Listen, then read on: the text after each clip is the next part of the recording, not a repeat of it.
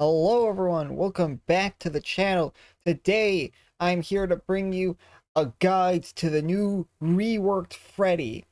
Now the reason why I am doing this is for two reasons. One, I haven't made a guide in like forever, and two, because Freddy recently got a rework that drastically drastically changed his gameplay.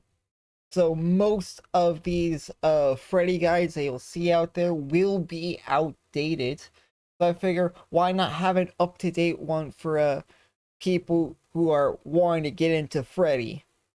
So with that said, I'm going to be dividing this into like four categories. First category, I will be explaining what Freddy does now. The next one will be uh I will go over uh what you should be doing with the new Freddy. I'll be going over builds in the third category. And then finally I'll do a game where I kind of just like show you some of the stuff you do in practice. So with that said, let's get started. All right, so for the first thing, we have a power explanation. Now, the power is divided into three categories. You have the dream world, his dream abilities, and then the dream projection. I will start with the dream world first, since that is the most important thing about his kit and what makes everything work, as pretty much everything revolves around the dream world. So first off with dream world, survive at the start of the game, survivors are in this state called micro sleep.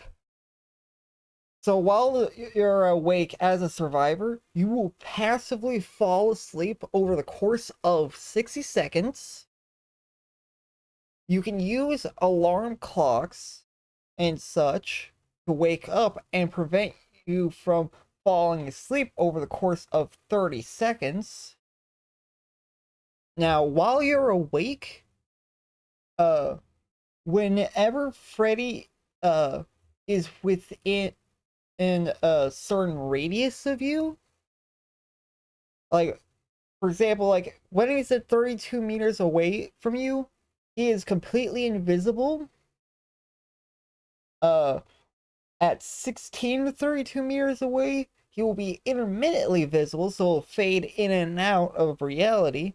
And then whenever he's within 16 meters, he becomes fully invisible. You will still hear his terror radius like normal, it's just he'll phase in and out and be invisible past 32 meters away, so you won't be able to see him at a distance. Now, as Freddy, there are three ways you could put people to sleep. The first way is through basic attacks. Basic attacks will instantly put the survivor to sleep. The second way is using your dream abilities, as that will add progress to their sleep timer.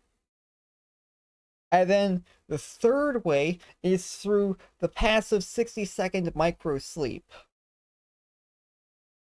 But anyway, that's it for like awake survivors. For sleep survivors, what happens when you do go with sleep?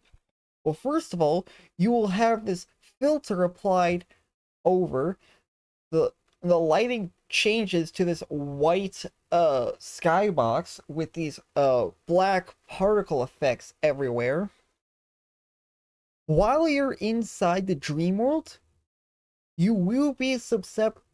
The properties of the dream abilities will change dramatically. You will suffer from the oblivious status effect, meaning you will not be able to hear the terror radius. You will still see his red stain though, and the terror radius is instead replaced with a non-directional lullaby. Also, while in the dream world, should someone try and heal you, either while they're in the dream world or while you're in the dream world, Freddy can use his dream projection on you, and he could see where you're at with Killer Instinct. I'll get into dream projection later. But yeah, for now, that is the dream world and how it works. Now we'll move on to dream abilities. First off, we have the snares. Now, the snares function as a projectile. They move at 12 meters a second, and they'll be able to go through slopes. Well, they'll be able to go through walls, and they could go up and down slopes, but it cannot go off ledges. They have a max range of 18 meters, same as Deathslinger, and they have a 7-second cooldown. Now, when you hit someone, if the survivor is awake, it gives them 30 seconds to their sleep timer, which is basically is half of their bar. So if you hit them twice, they'll go to sleep, kind of like Doc with his madness. Now, while the survivor is asleep, they will receive a 12% hinder for 5 seconds. So for 5 seconds, they'll receive a 12% hinder. And yeah, that's basically Dream Snares. So now we move on to the other half of its kit, which is Dream Pallets. Now this is a bit more complicated than the snares. With Dream Pallets, you place these in positions where there would be a pallet where pallets would normally spawn. You cannot place them on top of existing pallets, but once the pallet is destroyed, you'll be able to replace that pallet with a Dream Pallet. Now, with Dream Pallets, whenever the pallet, whenever you're within a certain distance of a pallet, if you're far enough away, it'll look like a regular pallet. It will, but if you get closer, it will be highlighted in red. Survivors can interact and drop these pallets. Should they attempt to drop the pallet, it will explode and destroy itself. You can be stunned by these pallets, so be careful about that. But that's not even the most dangerous part of the Dream Pallets. With Dream Pallets, you could be able to use this ability on them, referred to as Deadly Queen. I mean Rupture. Totally not making a JoJo reference there. Please ignore it. Anyway, as I was saying, basically, with Rupture, you will be able to remotely detonate the pallet. This will go on a short cooldown. It's not enough to really notice, but if you're trying, it makes it so you can't chain multiple ruptures, but it's still short enough to where, in most cases, it's not going to be all that noticeable. But anyways, when you trigger Rupture, there will be a 1.5 second detonation delay. And then after that delay, it will explode within a 3.5 meter radius. And this can be increased to 4 meters with add-ons. Now, when the explosion hits a survivor, if they're awake, they'll immediately fall asleep and they'll immediately be given 60 seconds to their sleep timer, which will immediately put them to sleep. If they're awake, they will take a health state, and they are capable of downing, so be aware of that. The explosion also does go through walls as well. And both you and the survivor can see the radius that it will take. So if you see this red circle around the pallet, and that is the explosion radius. That is how far it will go. And that is dream pellets. Pretty simple as well. And now, finally, we will get into the dream projection and also on how to it'll also go into how survivors will be waking up from the dream world as well, because I just realized I forgot to mention that. Anyways, we have dream projection. This is a very simple ability. It is just a simple teleport that goes on a 30-second cooldown after using it. You can cancel it, but canceling it will trigger the full 30-second cooldown. Now, with dream projection, this will allow you to teleport to generators. You can be able to teleport to generators regardless if it's blocked or completed, meaning you will be able to teleport to completed gens at endgame, which combined with a certain add-on and makes you, in my opinion, the best endgame killer in the game. And also, like I said, and if survivors try to heal while in the dream world, you will be able to use dream projection on them and basically teleport directly next to them. Now, how this works is that you will, whenever you teleport onto them, you will pop up out of the ground, but you will only be able to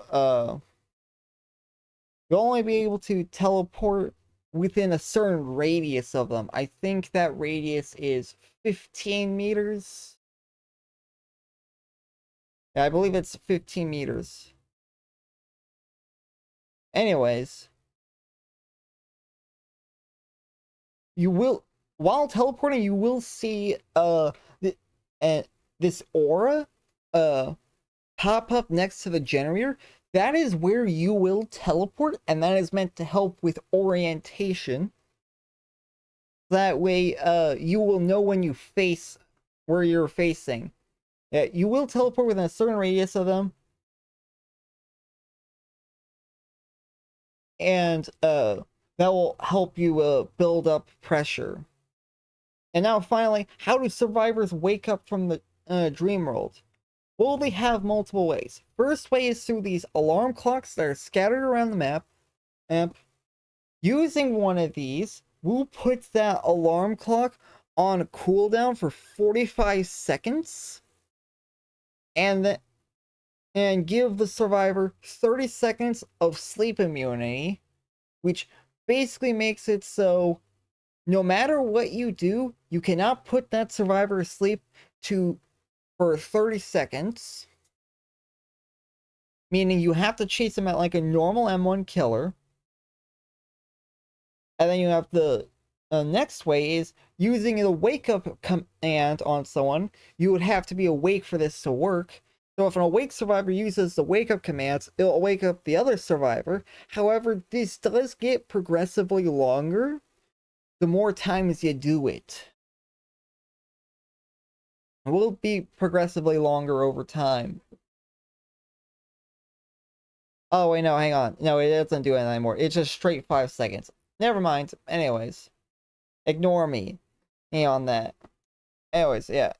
So, performing the wake up interaction, alarm clocks, and then there is a third way which is failing a skill check. Failing a skill check will also allow you to wake up from the dream world as well. And those are the three ways. Fail a skill check, use the wake up command, and using an alarm clock. And that is basically Freddy's power. It might sound complicated, but in practice it's very simple. Well, on paper to understand.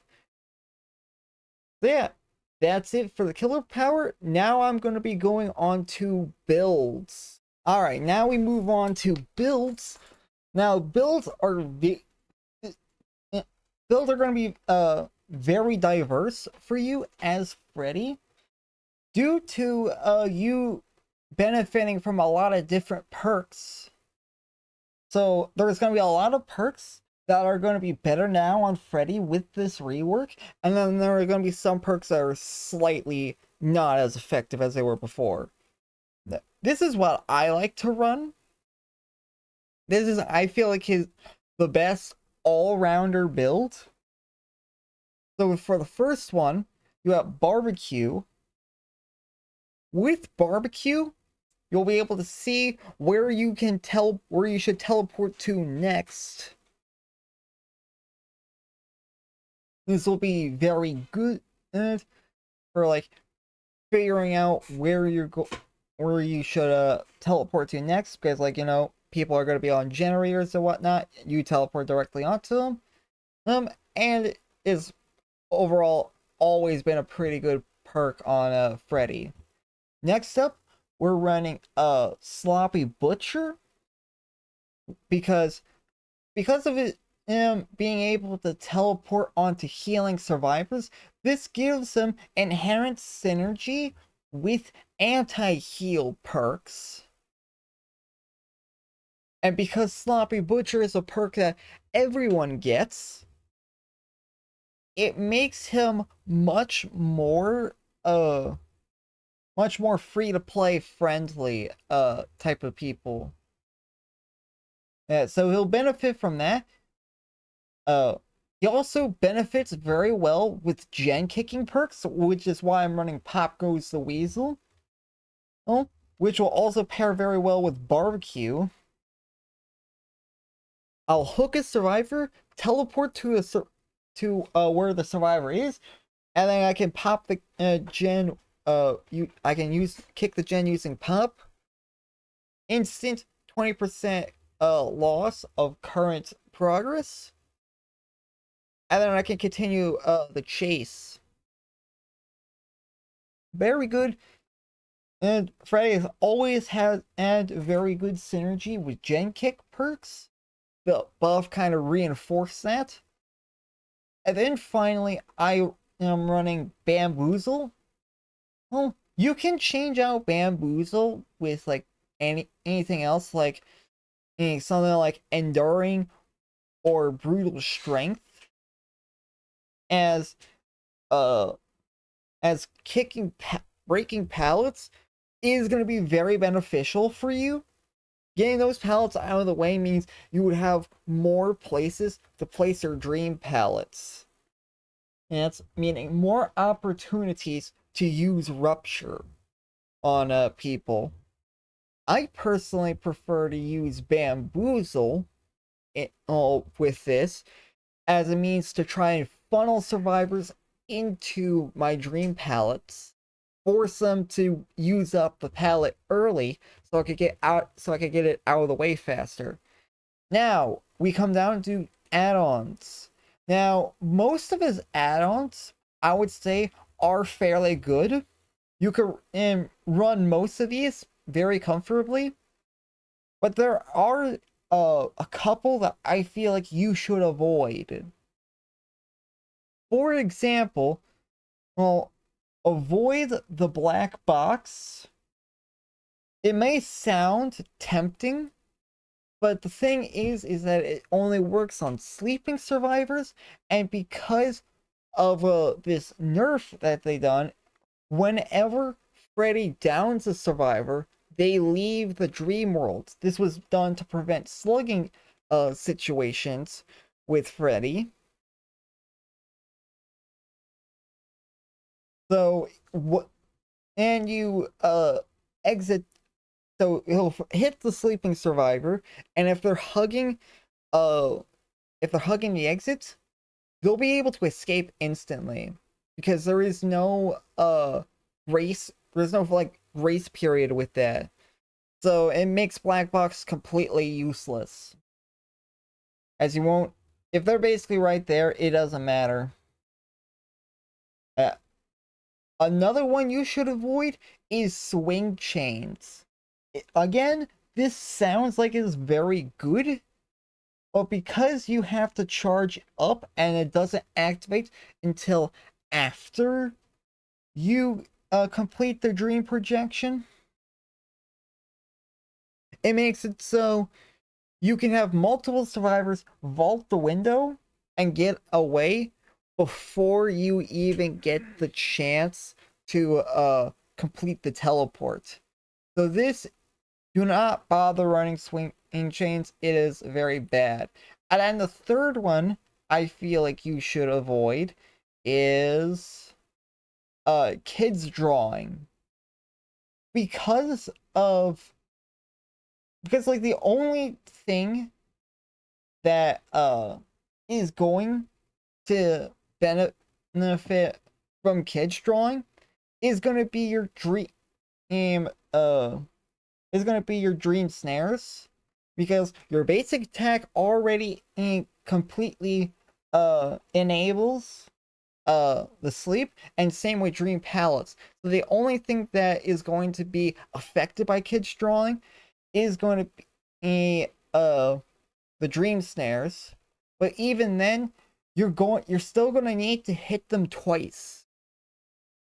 You're still going to need to hit them twice in order to get the sleep, which makes this kind of useless. Like two of your primary methods already confirm sleep upon single hit, and the one that does benefit from it still requires you to hit them twice, so at the end of the day it doesn't matter. uh, everything else though everything else though pick whatever one you want, as it largely depends on playstyle. If you want to focus more into your dream palettes, run unicorn block with a wool shirt. If you want to focus more on snares, run garden rake with outdoor rope. But for my all-rounder build, I chose to run cat block to decrease dream projection cooldown.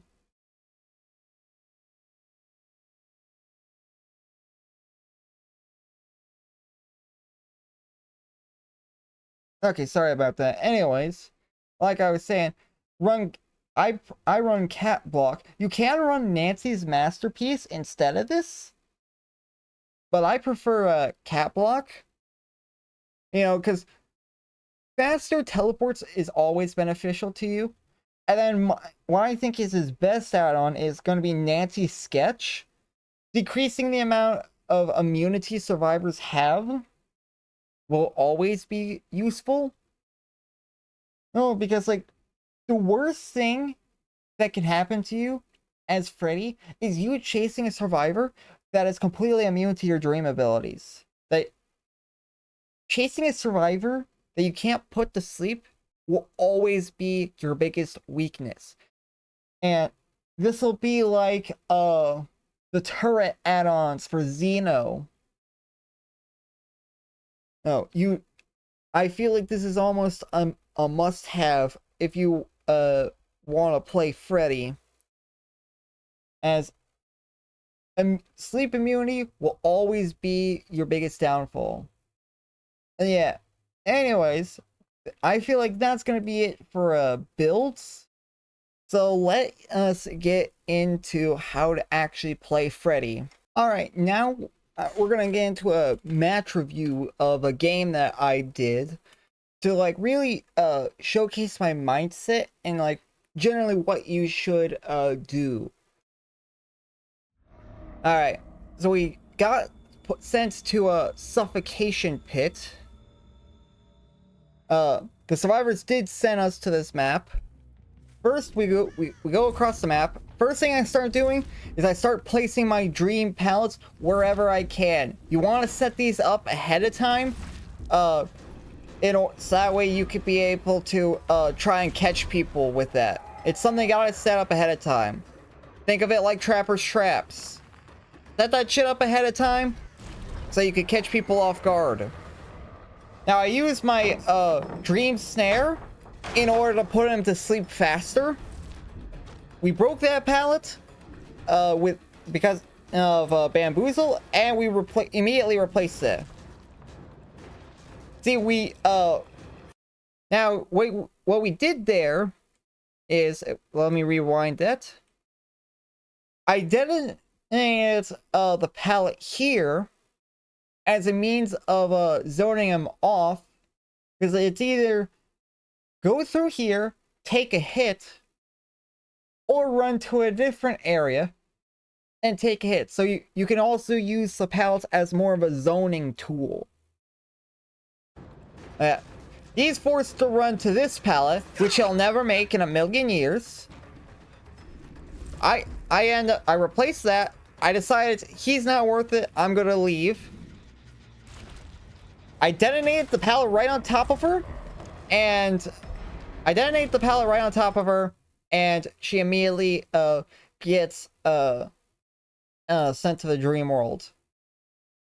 Now, the way you want to detonate the pallet is, what you want to do is, you want to, generally speaking, you want to detonate the pallet as they reach the pallet. Like, when they reach the pallet, that's when you want to detonate it. So, like, let me back this up a little bit. Alright. Yeah, you watch her. I detonated right about now, which causes her to, get hit by it. You want to wait until they reach the pallet, then detonate it. So they're forced to either run back into you. They're forced to either run back into you or take the hit. Because, like, once they reach that pallet, it's almost impossible for them to avoid. You can also hit them with the snare and then detonate the pallet, because that means they're slow and it's basically impossible for them to reach it. Now they went and dropped the pallet there, which does make a loud noise notification, and that brings up to another point, is using the pallets as a means of tracking survivors. So if they go and drop a pallet, you know they're there, so you could just teleport right onto them and then track them down. It serves as it could sometimes serve as free info. Like, you know where they're at. And you will also get a noise notification through a Freddy laugh whenever they do this. See, I thought he was, like, running around. I tried to detonate the pallet to try and catch him with that, but obviously that didn't work. Kick that gen, start some regression. We go back, since we know they're still nearby. I decided to tunnel her, get some pressure. I trying to make a read, but obviously that didn't work.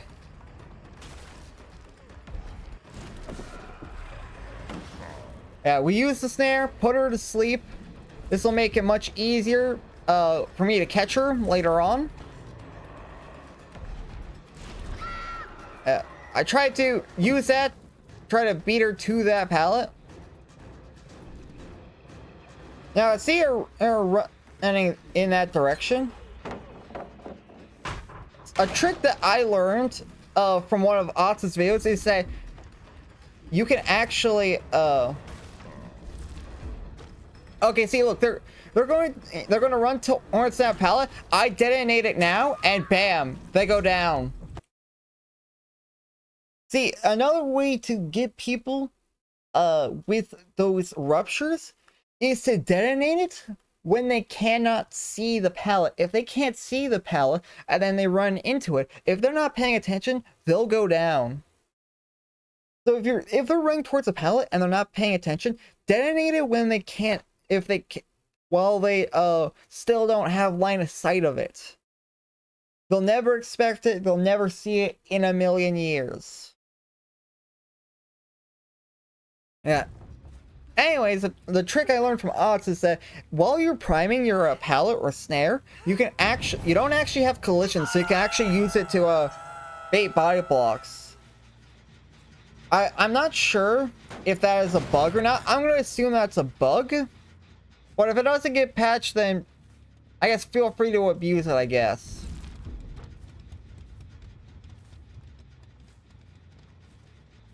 I go back here, saw someone tap this gen.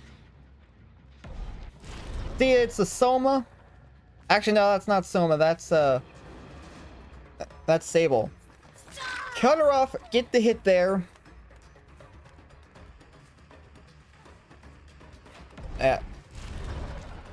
I try to go for a snare. That didn't work. I missed.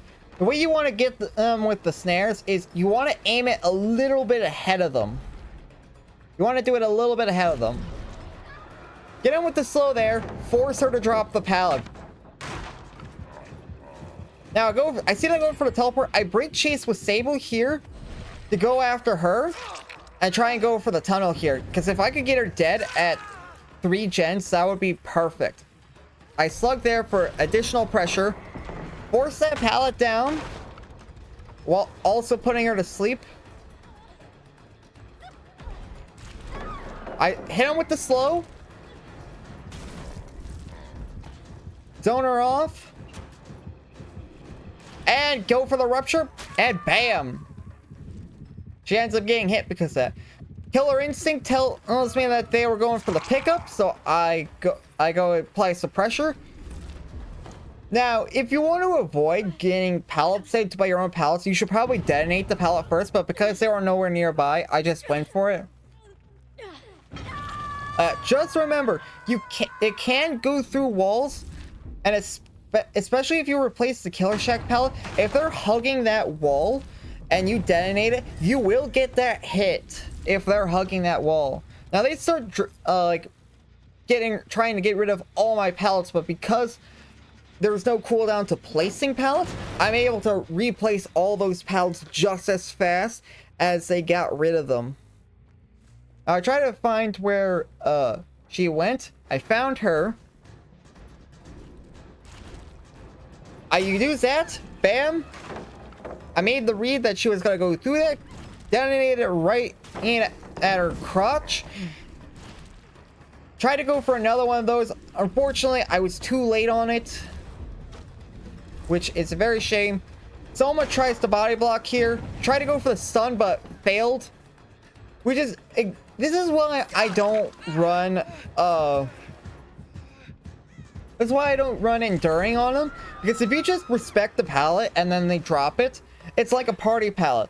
So it'll just destroy itself and I get the hit anyway. See, I force her, I detonate the pallet and force her to stay on this tile because I want her to stay at this tile. I slug her, try and go for a Soma here. It's here. I then break the pallet. Now I see them going for the body block on Soma, so I just decided to cut my losses, take my kill, and this will be the first kill at 3 gens. Now I see them both right there, so I used my pop here, saw some scratch marks in the area, and then I immediately see this Sable here. She goes for that. I get the free rupture. I don't know why she decides to hang around it. She probably could have made it if she just kept going forward, but whatever, we take those. We did a simple mind game back there. Yeah, apply to any killer. Yeah. We'll get a... Yeah. She runs towards that. I detonate it. Oh, no, wait, no, I see what she tried to do. She tried to drop the pallet, but because it's rupturing, she couldn't drop it, which results in her getting hit. Now, with this, I know she's right here. I hear her. So what I do is I moonwalk backwards, and then as I turn the corner, I go for the swing, and she will never expect it. Yeah, as I make the turn, swing, bam, easy. You can do that with any killer in the game, so long as it's a 115 killer. You can do that with any killer. Alright, we put her on the hook. We place the ballots. I decided to teleport to where I knew that Jen had progress. Seems like they didn't touch it, so I go back to my patrols. I check these two gens because although I didn't see their aura, there could be some progress on those. Now, because nobody was in the dream world, if they were healing, I would not be able to teleport to them. Plus, my ability's on cooldown. See, this gen had a lot of progress. Use my pop on that. We're probably not going to go back to that for a while. Now, because my teleport went off cooldown, keep in mind, you only get the killer instinct if your teleport is off cooldown. If it's on cooldown, you will not get the intel. So yeah, I teleport onto her. Teleport onto her. He tries to body block. I try to go for a rupture, but I was too slow on that. I didn't have enough time to go for the hit while placing the pallet. Yeah, this guy, he just kept body blocking. So I decided to just give him a hit. He decided to stick around for some reason, so I get a free down. I decided to slug him. Thought she was hanging by the pallet. Yeah. Yeah, if you are fast enough, if you see that there's a pallet spot available, quickly place it, and then immediately detonating it will actually work if you're fast enough at it. Like, let me back that up. Yeah, more. Go back.